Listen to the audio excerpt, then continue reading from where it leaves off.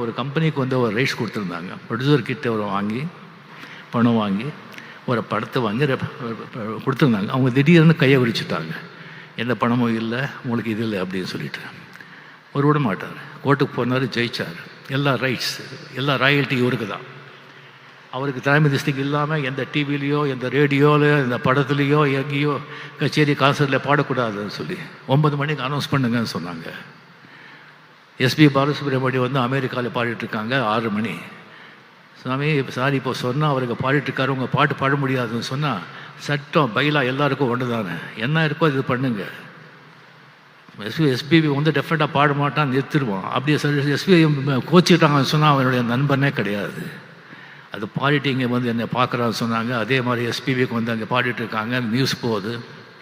அங்கேயே அனௌன்ஸ் பண்ணி இனிமேல் இளையராஜா பாட மாட்டேன், வேறு மியூசிக் டைரக்டர் பாட மாட்டேன்னு நிறுத்திட்டு சென்னை வந்தோடனே அவங்க பார்த்தாங்க.